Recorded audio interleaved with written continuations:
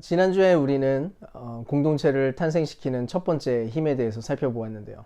그것은 복음 그 자체가 일으키는 회심이었다고 했습니다. 그래서 가장 먼저 복음이 주체자가 되어서 그들에게 이르러야 했는데요. 하지만 아무리 그렇다고 해도 그런 일들이 진공 상태에서 발생하지는 않습니다. 실제로 하나님께서 역사를 진행시킬 때마다 늘 사람을 부르시고 사용했던 것들을 보게 되는데요.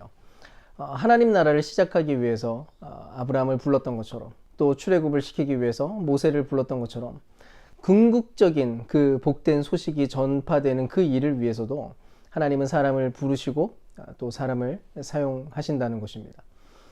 그런 면에서 공동체를 탄생시키는 또 하나의 힘을 이야기하자면 바로 복음의 일꾼들, 복음의 사역자들이라고 할 수 있습니다. 결국 누군가가 이끌어주지 않고 누군가가 통로 역할을 제대로 해주지 못하면 완전히 새로운 공동체는 탄생하기가 어렵게 된다는 것인데요. 다만 이 부분에서 확실하게 기억할 것이 있습니다. 공동체를 탄생시키는 이 복음의 일꾼, 이 복음의 사역자는 단순히 목회자들이나 선교사들의 그런 특수한 포지션을 말하는 게 절대 아니라는 건데요.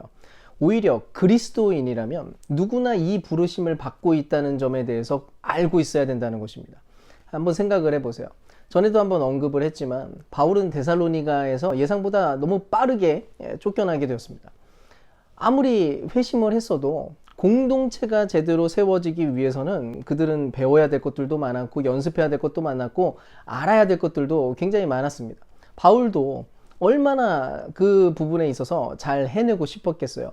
근데 생각대로 그 일은 이루어지지 못합니다. 쫓겨났거든요. 어쩔 수 없는 상황이 닥쳐와서 이제 막 탄생한 교회를 그냥 방치할 수밖에 없었다는 거예요. 그런데도 어떤 일이 벌어졌다고요? 데살로니가 교회, 그 공동체는 너무나 멋지고 아름답게 세워졌다는 것입니다. 그렇다면 대체 어떻게 그럴 수 있었던 걸까요? 그것은 좋은 복음의 일꾼이었던 바울을 따라서 그 본을 받은 데살로니가의 일꾼들이 그 교회 안에 존재했기 때문입니다.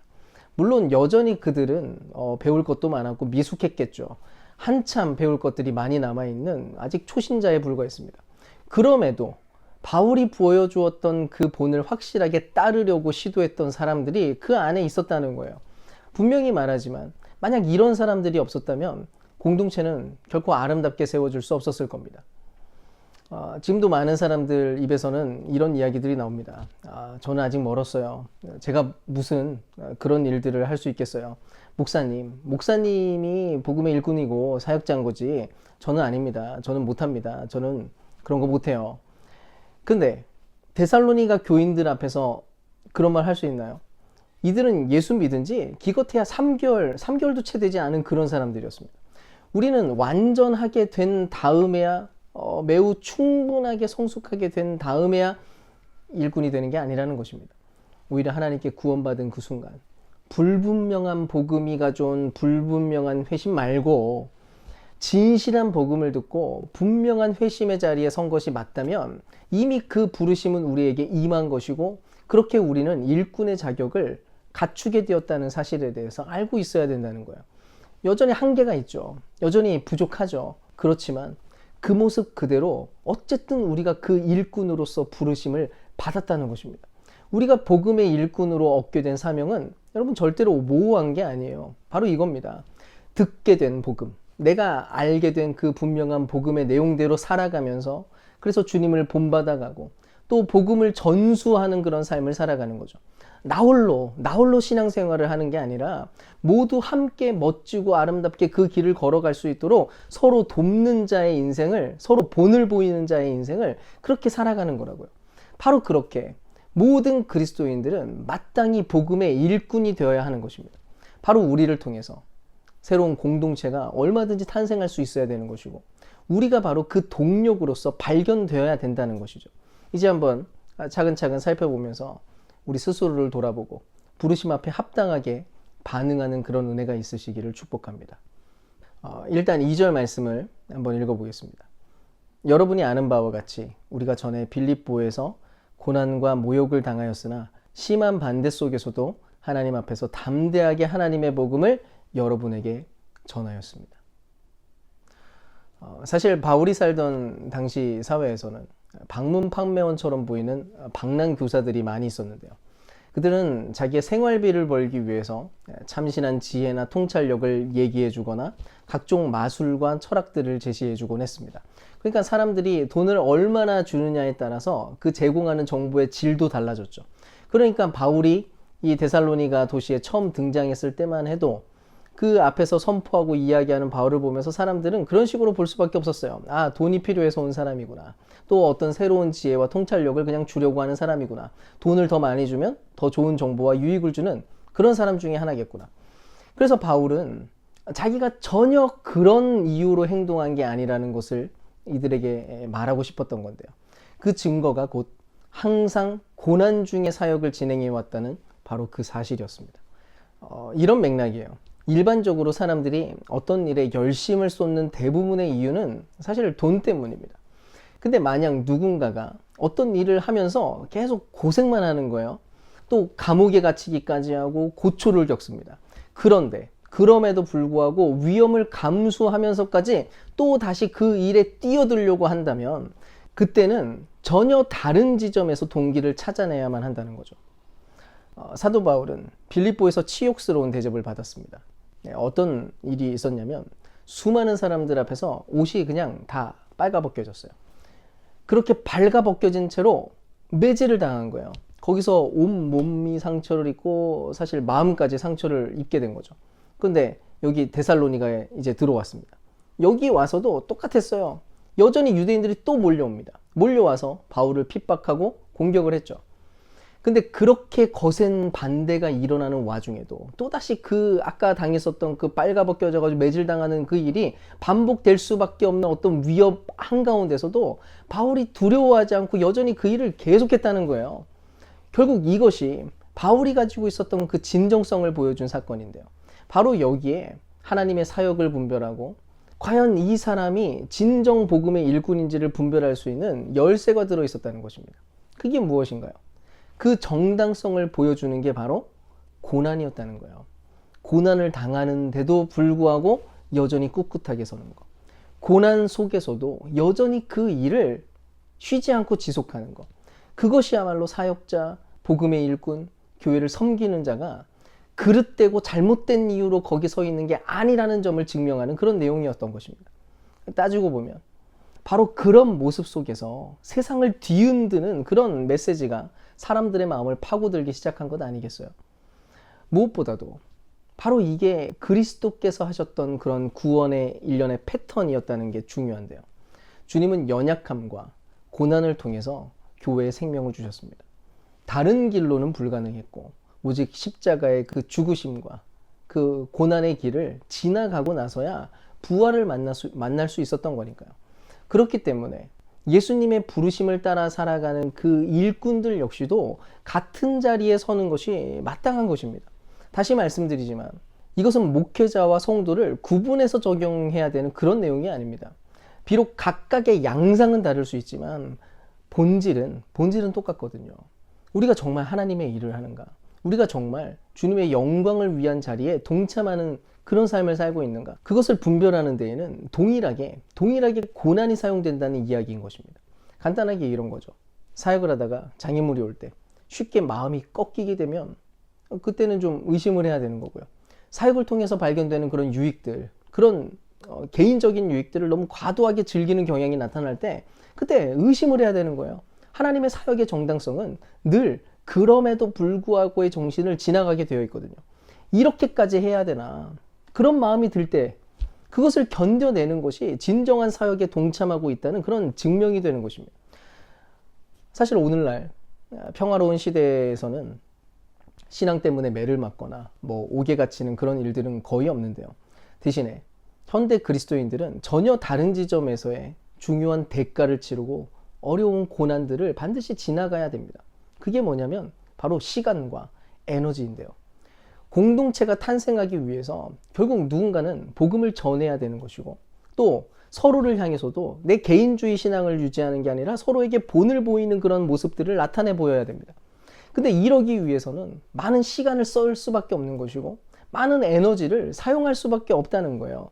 바로 그것이 우리가 복음의 일꾼으로서 섬기는 것에 대한 어떤 대가이고 또 고난인 것이죠. 만약 우리가 하나님 나라를 받아들였다면 그 소망하는 그 하나님 나라 그 세상을 위해서 우리는 마땅히 우리의 시간과 에너지를 쓸 겁니다. 그게 정상입니다. 서로에게 진실하게 대답하기 위해서 세상을 향해서 진실하게 대답하는 그 수고, 그 고난의 대가, 그것을 지불하지 않는다면 그게 어떻게 복음의 일꾼이겠어요? 실상 고난을 짊어질 각오가 없는 자리에서는 절대로 공동체가 탄생할 수 없다는 사실에 대해서 알고 계시기를 바랍니다. 부디 우리가 고난을 짊어지기로 작정하는 복음의 일꾼으로 인정받는 은혜가 있으시기를 축복합니다. 그런 의미에서 또 한 가지 살펴볼 것은 바로 동기의 문제인데요. 과연 우리의 중심이 무엇이 되어 있어야 고난을 통과하면서까지도 복음을 전수하고 믿음의 본을 보이는 삶을 살아갈 수 있느냐는 것입니다. 일단 바울의 중심, 그 동기를 한번 봅시다. 4절인데요. 우리는 하나님께 검정을 받아서 맡은 그대로 복음을 전합니다. 우리가 이렇게 하는 것은 사람의 환심을 사려고 하는 것이 아니라 우리의 마음을 살피시는 하나님을 기쁘시게 해드리려고 하는 것입니다. 지금 뭐라고 얘기하나요? 바울이 이렇게 살아가고 있었던 모든 이유, 그 동기는 오직 하나님을 기쁘시게 하기 위한 것이었다는 것입니다. 그래서 5절에 대조적으로 등장하는 게 뭐냐면 사람의 인정이에요. 사람의 인정이 아니라 오직 하나님의 인정을 받는 것을 추구했다는 것입니다. 바울은 다른 사람의 인정뿐만 아니라 자기 자신의 인정까지도 신뢰하지 않는 것이고요. 오직 하나님의 인정하심에만 매여 있었다고 그렇게 얘기를 하고 있는 거예요. 여러분, 알고 보면 고난에서부터 배우는 가장 큰 교훈이 그런 것 아닌가요? 고난을 지나오면서 처절하게 깨닫게 되는 것은 결국 더 이상 자기 자신을 신뢰할 수 없다는 것이고 다른 이들은 신뢰할 수 없다는 것입니다. 그래서 오직 하나님의 인정만, 그분의 인정만이 나에게 가장 절실하다는 것을 마침내 깨닫게 되는 거예요. 고린도후서 7장 4절은 이런 얘기를 합니다. 나는 여러분에게 큰 신뢰를 두고 있으며 여러분을 매우 자랑스럽게 생각합니다. 우리의 온갖 환난 가운데서도 나에게는 위로가 가득하고 기쁨이 넘칩니다. 자, 환난 가운데서 위로와 기쁨이 있었던 이유, 그것은 결국 하나님의 인정하심의 중심을 두고 그렇게 주님의 죽으심과 부활에 대한 확실한 소망을 가지고 있었기 때문인 거예요. 그래서 바울은 자기가 한 일, 그 열심히 잘 설명해서 전달했었던 그 복음에 대해서도 지금 확실한 입장 정리를 하고 있어요. 아까 4절을 보면 복음을 뭐라고 말하냐면 위탁받은 복음이라고 얘기해요. 그는 단지 이 모든 일에 청지기였을 뿐이라는 그런 내용을 이야기합니다.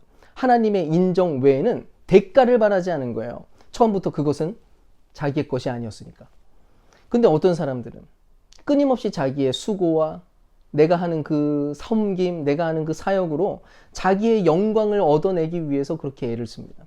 뭔가 이익을 얻으려고 하고 못 얻으면 너무 속상한 거예요. 영향력을 끼치고 싶고 사람들에게 칭찬을 듣고 싶으니까 그런 슬쩍 그런 욕망들을 막 다 얹어놓는 거 아닙니까? 근데 여러분, 관리인, 청지기는 절대로 그럴 수 없는 거예요. 위탁받은 것을 자기 멋대로 쓸 수는 없는 것이니까요.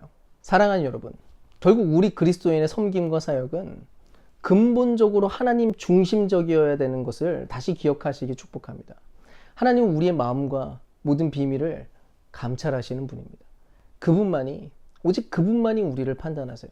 물론 그분이 가지고 있는 기준은 상상을 초월할 만큼 높습니다. 근데 동시에 그분은 은혜로우시고 우리를 사랑의 눈으로 보고 있다는 그 내용에 대해서도 우리가 기억하고 있어야 되는 거예요. 그래서 사람의 인정만이 아닌 하나님의 인정을 바라보면서 사역하는 것, 그것은 한편으로 우리에게 굉장한 자유를 가져다 주는데요.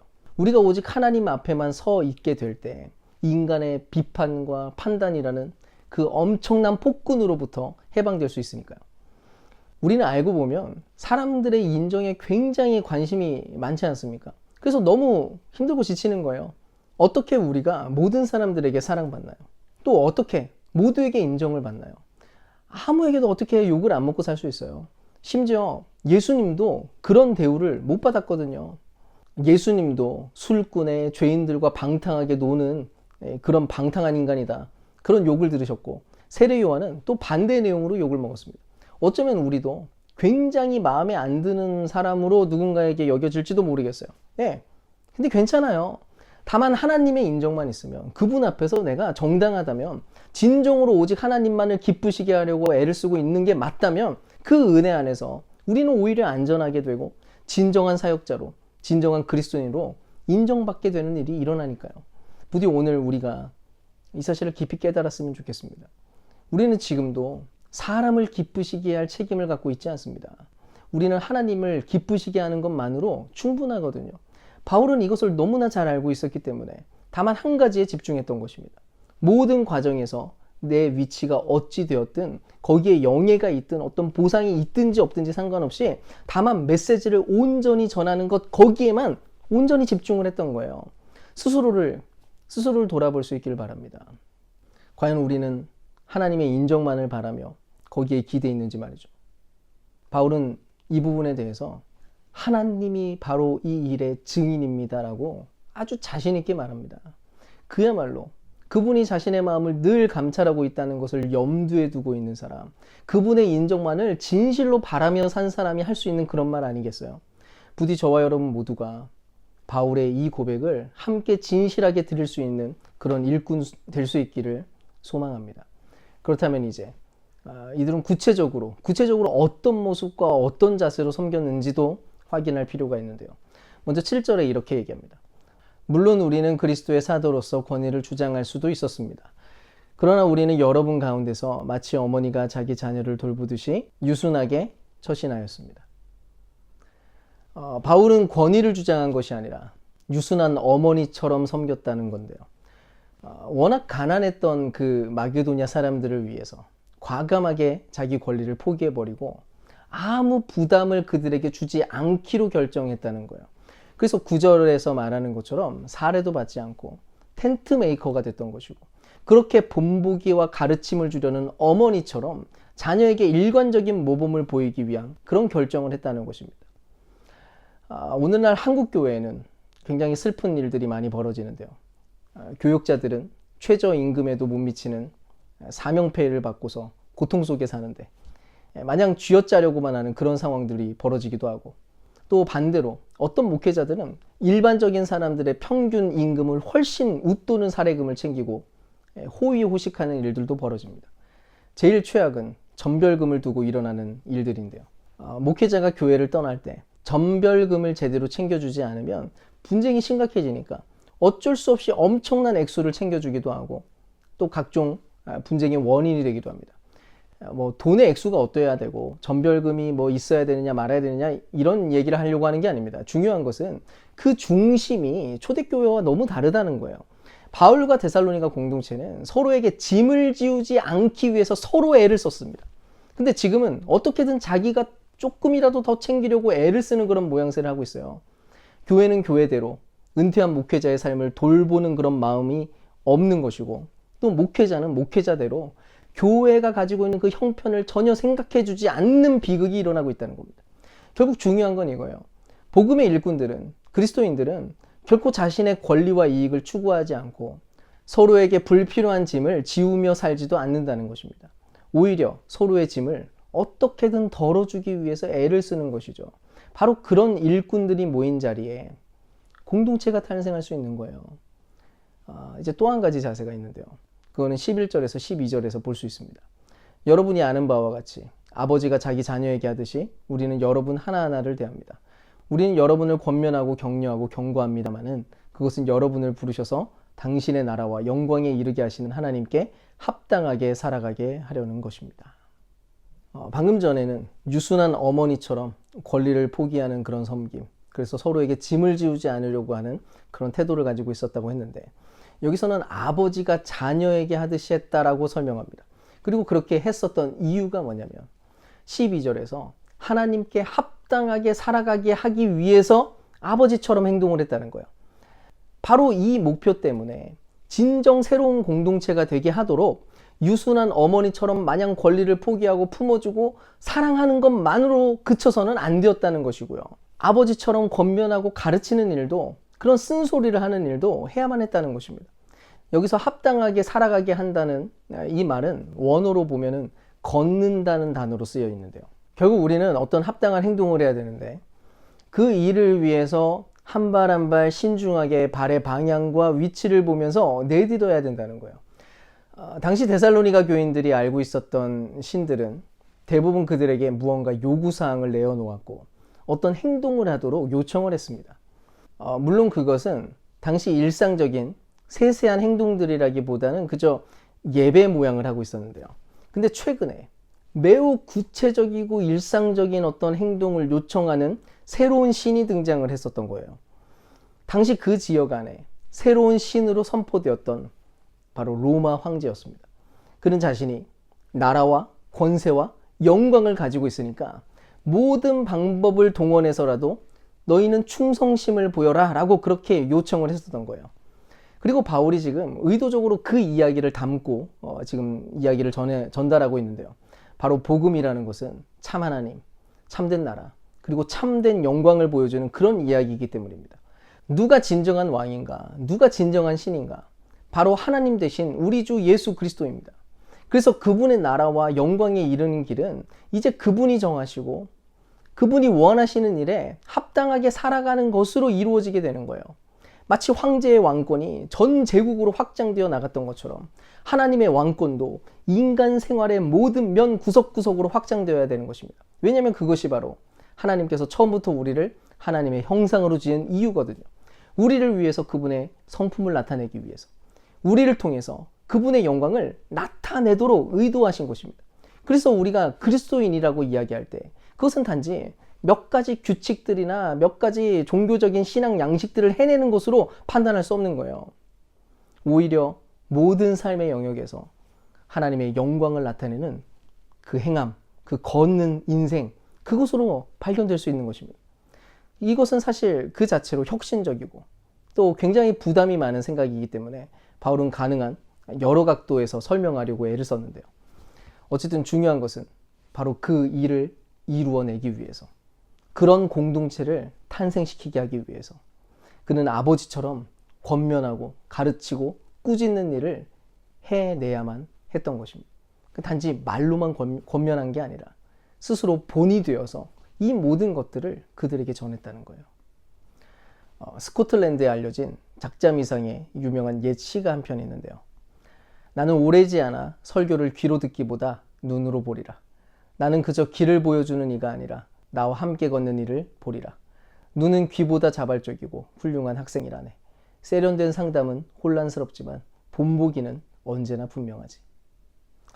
아마 이런 자세와 태도를 가진 그런 사람의 돌봄을 받는 특권을 누려보았다면 아마 그가 복음만이 아니라 자기 자신을 나누어 줄 때 그게 얼마나 아름다운 것인지를 아마 깨달을 수 있었을 겁니다.